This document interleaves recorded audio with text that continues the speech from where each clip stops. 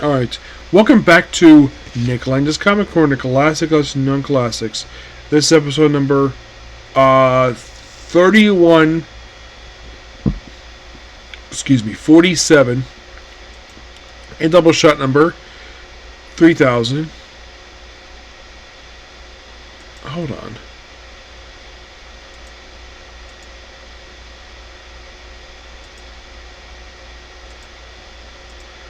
$3,041. Yes, 41. I'm not sure. I had that for. Interesting. So, yeah, 41.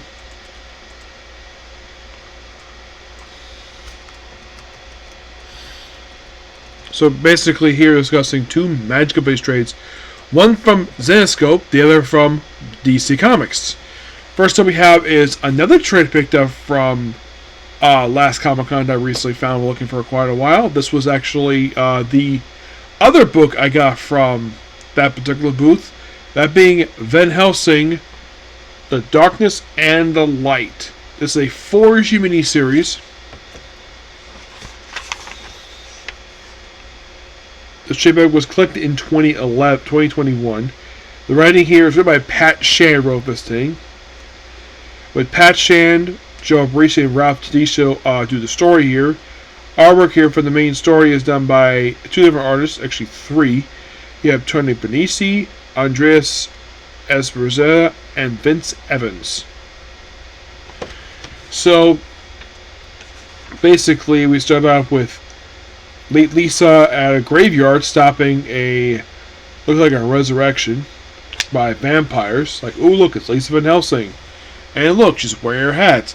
I never had Chuck texting about that. I was trying to ask him about this. Why did he write it in the books where on the cover she wore her awesome hat, but in the book she never did? So that's liberating those vampires. Oh, by the way, she's actually, she gets a message from Hades. Yes, Hades. Because, of course, she's dating the Lord of the Underworld. You're thinking, how is this possible? Why is she dating Hades? This happened after a crossover that happened with in the Grim universe, and she asked him out. Yep, this is 100% completely true. And after he died later on, basically gave her all the supernatural stuff with her. So that little cupcake date. She first was Pet. Of course, she found him very handsome. Yes, Hades, the Lord of the Underworld from Greek mythology, goes on a date with him.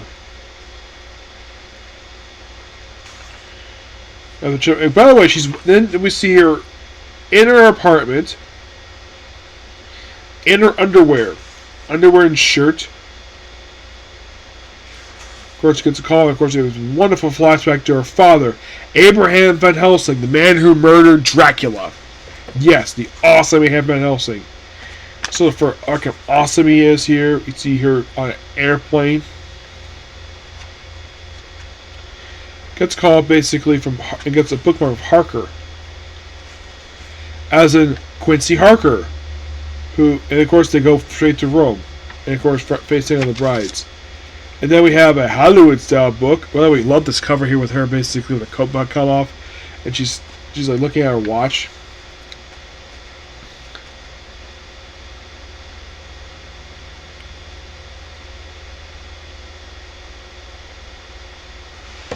And of course, basically, it's like, ooh, she's probably thinking, ooh. Right, then play fair. And of course, gives him basically, it's like, the two Robin Hood, like, the pictures of herself for him.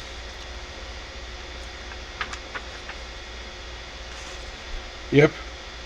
And then basically, she ends up battling the brides, killing them. Yes, the brides of Dracula. And of course, after smashing the window, it's like, for you. Yep. And of course, basically, then she's like seeing stuff. She's wearing her steampunk attire. And then you see a flashback to her awesome father. And then, like, oh. Then, of course, he's like bleeding. Of course, and we have more stuff here. I'm going to chapter 4. They have, ooh, we're in London. Yes, jolly old England. Yep, where she's basically taking on bugs. You think, yeah, this is so cool. It is. Think more vampires here. And then she goes to Transylvania in issue 5 to take on Dracula. Yes, there's actually a mini-series where she takes on Dracula. This is just another fight with Dracula. Because, of course.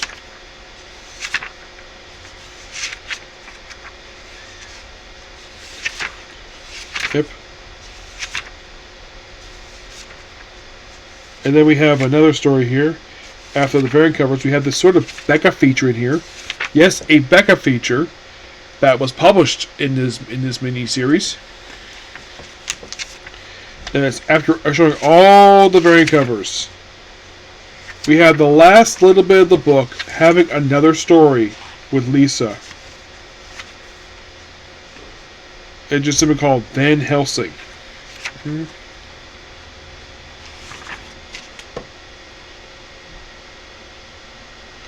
Now you're probably thinking, oh, it's short story Van Helsing. That's what it is. It's just a short story they decided to put in here just cause. It's just a series of stuff, basically, where she's like fighting other creatures.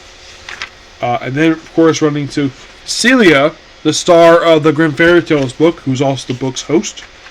And here she's without her awesome coat and hat. And that's it. This book is really good. I always enjoy reading and reviewing Van Helsing. And I'll give this book roughly a 9 out of 10. Yes, excuse me, despite the fact she was born in the 19th century, thinking, how is she still alive looking this smoking hot? Simply put, she was trapped in a place called the Shadowlands for 100 years and came back as modern day. That was simply the reason for it. But yeah, really good mini-series. Thoroughly enjoyed it. Next up we have is a book I reviewed in a while, John Constantine Hellblazer. And of course, it's not the title book, John Constantine Hellblazer. This is a new printing of the long-running Hellblazer book that started back the year I was born and ended back in 2013. This is volume 12, containing issues 121 to 133 of Hellblazer. With the writers here, these issues being Paul Jenkins and Garth Ennis. Artwork, Warren Pleece and John Higgins. The cover art is on Sean Phillips, Glenn Fabry, and that's it.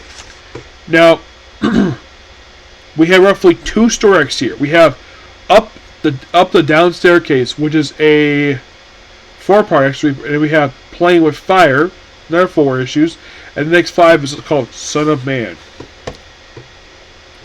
Issues published in the period of 1998 to 1999. First, it started off with Up Down Staircase. By the way, I should also point out that this is published under the Vertigo imprint, which means nudity, of course, sexuality. Not much for swearing. Violence is there, definitely. It's basically like an R-rated comic book. So, a lot of Constantine, where at one point he's like sleeping with another woman, and he ends up back with the other woman. There's a lot of different stories going on here for this one, but just check the book out. You might actually really enjoy it. I haven't read a lot of Hellblazer per se. Other case of lighter comics I've read, this is one comic I have not fully read. And I've only read bits and pieces. I've only read the first 100 issues of this book out of a 300 issue series. And can you believe that DC can't this book to do Constantine? Then I think it was Constantine Hellblazer. Then it was the Hellblazer, and then it was after all three books ended, and then we had the books published under, I think it was like John Constantine the Hellblazer once again. This time published under the imprint of the Sam Universe. I had like 2 books for that one, and that's been it. Sadly, put only the John Constantine book, simply known as Constantine, and the book simply known as the Hellblazer. Those 2 lasted for about 2 years. In the case of John Constantine, the Hellblazer book, that lasted for 1 year before being canceled. That's because DCU. Yep. But not much else to say about these 2 books. I did kind of enjoy But aside from John Constantine himself, there's nothing really else going on here per se with these books per se. I might get more, but there's not a lot going on here. There's a little bit of supernatural stuff, but it's more of the Vertigo stuff. Of course, I haven't read a lot of this book, so you think, oh, 100 issues. Yeah, first 100 issues out of like 300. So I have not finished reading this book yet, so I can't take a good job of the hour. Excuse me, because it might be like a nudity scene. But the best way I can describe it is kind of what happens here. So I was thinking like going all over the place, but there's like no familiar characters left for John Constantine here. Yeah. So that's pretty much a particular view. Please be sure to like, comment, subscribe, turn notifications. Next up we have is one more Comic Corner and back to One Piece. Okay, next video. Bye.